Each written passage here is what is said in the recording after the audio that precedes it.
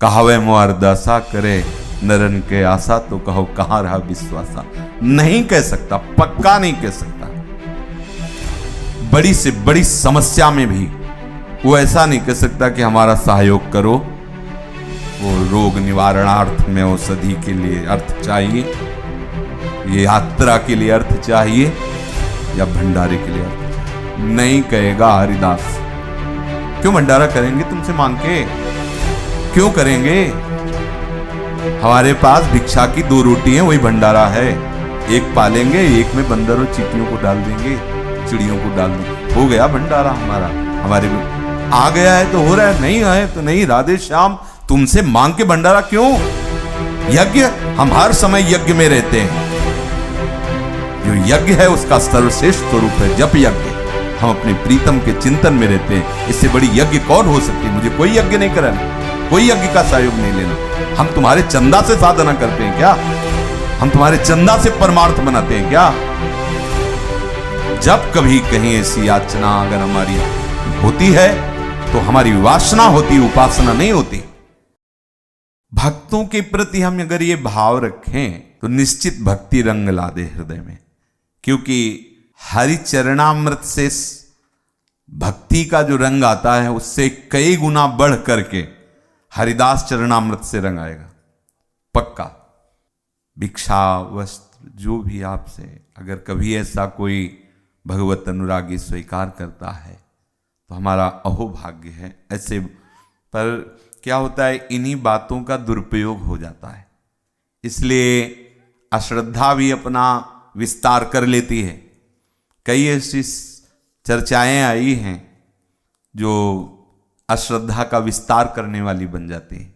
अब जैसे ये श्रद्धा सुनी तो वैष्णव स्वभाव के जो जन सुनते ही लगता है ऐसा हृदय में धारण करें हम। कभी कोई संत महात्मा आओ घर पधारो, उनका चरणामृत ऐसा। तो जिसे ये सब सुनकर देख करके अधर्म का आचरण करने वाले, जो जानते ही नहीं कि साधुता क्या होती है, साधना क्या हो, जिन्हें ककारा नहीं परमार्थ का मालूम, वो इस वेश को धारण कर लेते हैं और फिर मनमानी व्यवहार और आचरण, जिससे ऐसे श्रद्धालुओं की श्रद्धा को बहुत ठेस पहुंचता है। ये हम जरूर आपको बता देते हैं। कभी कोई संत आपसे ये नहीं कह सकता मुझे इतने रुपए दे दो, लिख लो कागज में, कभी नहीं कह सकता, नहीं कह सकता। कहावे मोर दशा करे नरन के आशा, तो कहो कहां रहा विश्वासा। नहीं कह सकता, पक्का नहीं कह सकता। बड़ी से बड़ी समस्या में भी वो ऐसा नहीं कह सकता कि हमारा सहयोग करो। वो रोग निवारणार्थ में औषधि के लिए अर्थ चाहिए, ये यात्रा के लिए अर्थ चाहिए, या भंडारे के लिए अर्थ चाहिए। नहीं कहेगा हरिदास। क्यों भंडारा करेंगे तुमसे मांग के? क्यों करेंगे? हमारे पास भिक्षा की 2 रोटी है, वही भंडारा है। एक पालेंगे, एक में बंदर और चींटियों को डाल देंगे, चिड़ियों को डाल देंगे, हो गया भंडारा हमारा। हमारे आ गया है तो हो रहा है, नहीं आए तो नहीं। राधे श्याम, तुमसे मांग के भंडारा क्यों? यज्ञ, हम हर समय यज्ञ में रहते हैं। जो यज्ञ है उसका सर्वश्रेष्ठ स्वरूप है जप यज्ञ। हम अपने प्रीतम के चिंतन में रहते हैं। इससे बड़ी यज्ञ कौन हो सकती है? मुझे कोई यज्ञ नहीं करानी, कोई यज्ञ का सहयोग नहीं लेना। हम तुम्हारे चंदा से साधना करते हैं क्या? हम तुम्हारे चंदा से परमार्थ बनाते हैं क्या? नहीं। जब कभी कहीं ऐसी याचना अगर हमारी होती है तो हमारी वासना होती, उपासना नहीं होती।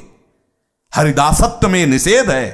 मंगबो भलो न बाप सो, जो प्रभु राखे टेक।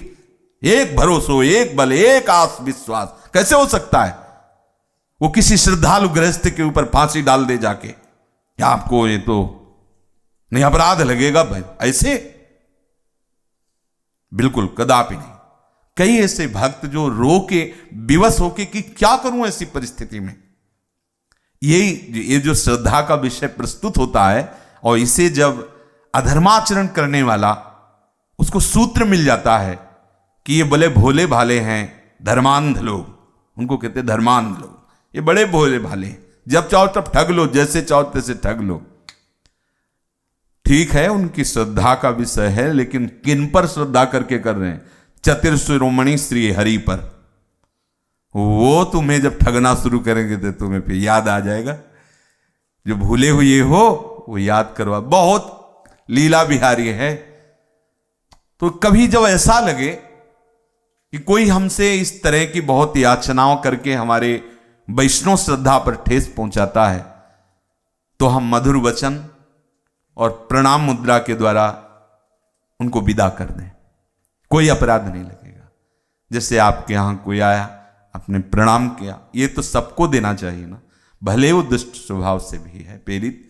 हाँ, राधे श्याम, प्रणाम, आइए जल पीजिए, प्रसाद पाइए। यदि संत वैष्णवेश आचार्य परंपरा से इसे दिखाई देता है तो आप नहीं हमें खाना पीना तो नहीं, मुझे रुपया ऐसा, हाँ, हम देने की सामर्थ्य हम में नहीं है, हमारे गुरुजनों ने आदेश ऐसा नहीं किया है, इसलिए आप प्रसन्न मुद्रा में पधार सकते हैं, ऐसा। और एक मर्यादा है, यदि आपके घर में कोई पुरुष उपस्थित नहीं तो दरवाजा नहीं खोलना चाहिए। जैसे लक्ष्मण रेखा खींच के ही लक्ष्मण जी गए, क्यों? प्रभु श्री राम गए तो लक्ष्मण जी को समर्पित करके गए, सावधान रहना। ऐसे ही अगर आप गृहस्थी में हैं, घर में हैं, और आपको लगा कि कोई संत आए हुए हैं और आपके घर में कोई पुरुष नहीं है, आपके पतिदेव नहीं, आपके कोई गृह मालिक नहीं, तो आपको निवेदन कर देना चाहिए। दरवाजा नहीं खुलेगा, आप इंतजार कीजिए, अगर गृह मालिक आते हैं फिर आपका स्वागत, प्रणाम, और दरवाजा नहीं खोलना चाहिए। अगर कोई ऐसे अपने गुरुजन परिचय के ऐसे हैं जिनमें गृह मालिक की सम्मति पहले से है, फिर हम आदर कर सकते हैं, नहीं तो सावधानी भी इसमें रखनी चाहिए। इसलिए प्रभु की इस प्रबल श्रद्धा के साथ ये सावधानी आवश्यक है।